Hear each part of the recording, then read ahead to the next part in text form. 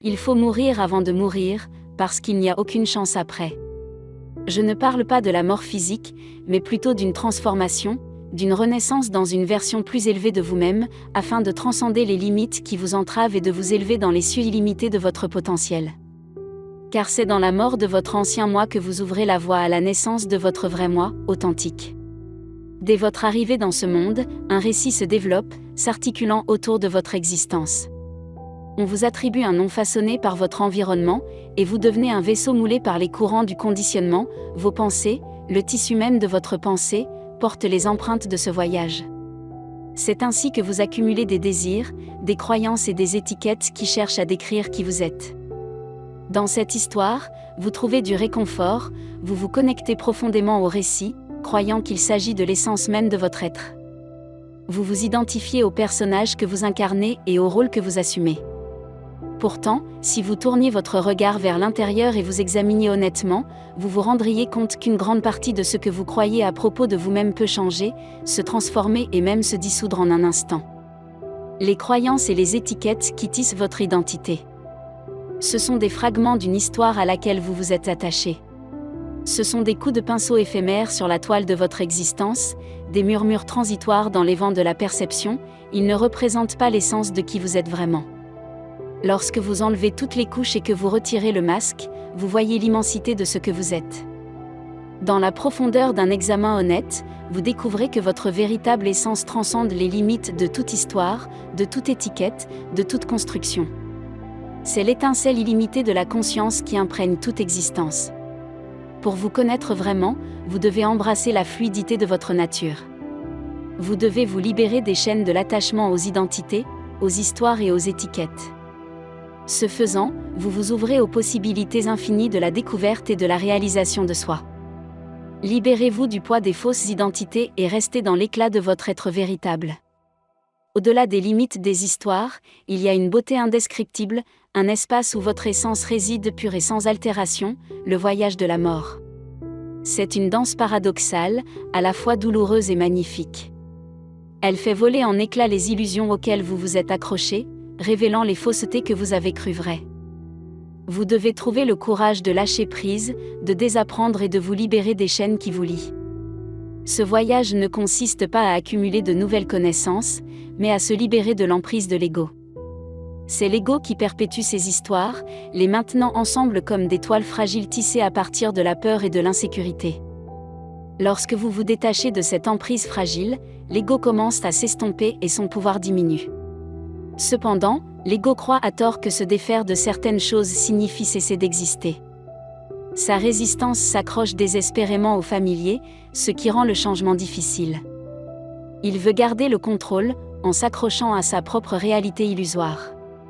Mais si l'on ose regarder de près, on se rend compte que l'ego lui-même n'est pas réel. C'est une construction, un mirage qui vous tient captif depuis bien trop longtemps. Il n'y a pas de véritable penseur, pas de propriétaire de pensée, les pensées surgissent, passent comme des ondulations sur un étang et vous les prenez pour votre essence même parce que vous vous êtes identifié à la notion de pensée qui n'est qu'une illusion de bouton, une création astucieuse de l'esprit. En renonçant à cette fausse identification, vous vous ouvrez à un royaume qui dépasse le domaine limité de l'ego. Vous entrez dans un espace de pure conscience où les pensées perdent leur pouvoir de vous définir. Dans cette vérité, vous trouvez la libération. Seule la beauté de la découverte de votre véritable essence peut se comparer à la douleur de la destruction de vos illusions. Il s'agit d'un voyage de reconquête de votre moi authentique, libéré des chaînes de l'ego. Tuer l'ego n'est pas un acte de destruction littérale. Il s'agit d'un changement profond dans votre perception ou d'une transformation de votre relation avec le moi. Vous vous désidentifiez de l'ego, vous ne lui permettez plus de contrôler vos pensées, vos émotions et vos actions. Avec le temps, en observant et en comprenant le fonctionnement de l'ego, celui-ci commence à se calmer, il comprend qu'il ne tient plus les rênes, et dans cet abandon, l'harmonie est rétablie. Mais comment mourir avant de mourir ? Ces questions sont cruciales, en particulier pour ceux qui ont connu intimement la souffrance. C'est à travers ce processus que vous commencez à percevoir les choses telles qu'elles sont. Considérez ceci, ce qui reste lorsque les pensées s'évanouissent, ce qui reste lorsque vous suspendez l'étiquetage et le jugement de vos expériences. Et si vous vous abstenez de modeler le moment présent en ce que vous pensez qu'il devrait être, ce qui existe.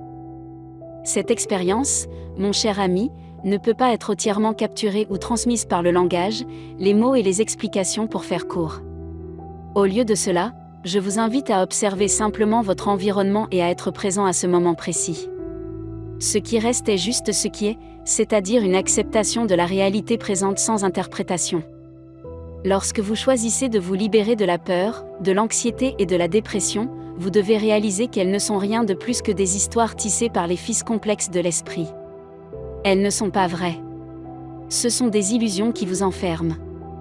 Au milieu d'un problème de peur, des pensées et des sensations surgissent, vous empêtrant dans un réseau de croyances et de perceptions. Prenons l'exemple de la peur. Votre esprit est rempli d'histoires, peignant des scénarios vivants de ce qui pourrait se passer, vous vous retrouvez piégé dans les limites des illusions que vous avez créées. Mais si vous prenez du recul, si vous devenez un observateur impartial, vous pouvez réaliser que la peur n'est rien d'autre que de l'énergie qui vibre dans votre poitrine. Cette énergie ne vous fait pas de mal, il s'agit simplement d'une sensation, d'une onde transitoire qui traverse votre être. De même, les pensées surgissent, mais elles ne font de mal à personne. Elles sont simplement en train de se produire. Il n'est pas nécessaire de croire à ces histoires ou de qualifier les sensations inconfortables de négatives car, au fond, elles ne sont rien d'autre que de l'énergie. Elles ne sont rien d'autre que de l'énergie. En reconnaissant que ces histoires sont des créations de l'esprit, vous récupérez votre pouvoir. Vous vous libérez de leur emprise, vous réalisez que vous avez la capacité de lâcher prise pour lâcher l'emprise qu'elles ont sur vous. Ce faisant, vous vous libérez de leurs limites. Rappelez-vous que, fondamentalement, tout ce que vous vivez est de l'énergie, les histoires, les sensations, tout cela fait partie de la danse énergétique de la vie. En renonçant à croire en ces histoires, en leur permettant de vous traverser sans attachement, vous découvrez la liberté qui réside en vous.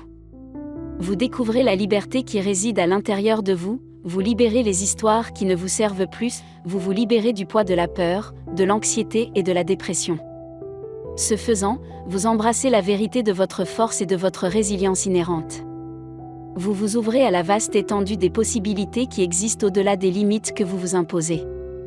Mourir avant de mourir est un processus important et souvent douloureux. C'est un processus au cours duquel le tissu de votre réalité se désagrège. Et vous êtes témoin de l'effritement de ce qui vous paraissait autrefois certain. En vérité, il s'agit du démantèlement de l'ancienne histoire, celle qui définissait votre existence. Il peut y avoir une période d'isolement, où l'univers vous tient dans une étreinte sacrée, vous préparant à la renaissance qui vous attend.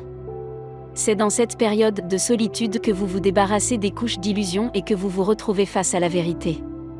C'est le moment d'aligner votre être sur cette vérité afin de transcender les limites imposées par le bavardage incessant de l'esprit.